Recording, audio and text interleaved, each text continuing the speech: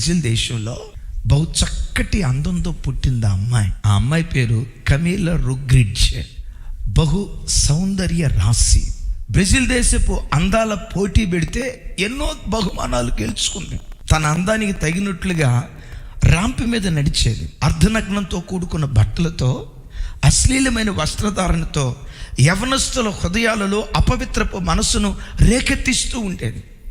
తన అందాన్ని ఎర్రగా వేసి కొన్ని కోట్ల రూపాయలు ఆర్జించేది. ఓ రకంగా బ్రెజిల్ దేశానికే బహు సౌందర్య రాశి అని పేరు వహించి, రోజు చనిపోయిన తన తండ్రి గుర్తొచ్చి, ఏంటి జీవితం, నేను వెళ్ళే రూట్ సరైందేనా, నేను చేస్తున్న పని సరైందేనా, నా ప్రవర్తన ద్వారా 10 మందిని పాపంలోకి లాగుతున్నా, నా ప్రవర్తన ద్వారా అనేక మంది యవనస్తుల హృదయాలలో కాముకత్వపు ఆలోచనలు నేను రేకెత్తిస్తున్నా, నా ఈ వస్త్రధారణ సరైందేనా, నేను నడిచే విధానం సరైందేనా, నేను బ్రతికే బ్రతుకు సరైందేనా అని తండ్రి చనిపోయిన జ్ఞాపకాలు గుర్తుకు తెచ్చుకొని ఆలోచిస్తుంది.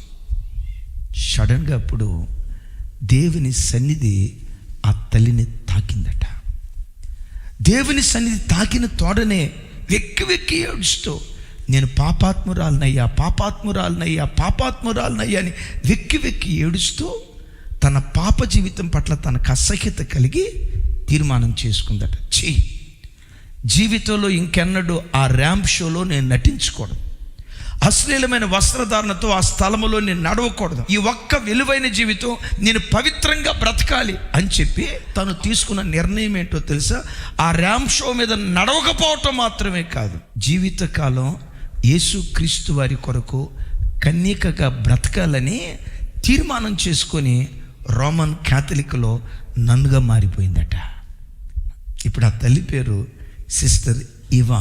ఈరోజు అనేక మంది యవ్వనుల బ్రతుకు బాగు చేసే దేవుని ప్రతినిధిగా మార్చబడింది. అడిగారు ఆ తల్లిని, అమ్మా, బురదలో కూరుకుపోయిన దానివి కదా, పాపపు ఊబిల్లో జుర్రుకుంటూ బ్రతుకుతున్న దానివి కదా, ఎలానో మారావు, ఈ మార్పు నీ జీవితంలో ఎలా కలిగింది?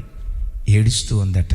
నా దేవుడు నన్ను తాకాడయ్యా, ఎప్పుడైతే ఆయన స్పర్శ నేను అనుభవించానో నాలో గొప్ప రూపాంతరాన్ని దేవుడు కలుగు చేశాడు.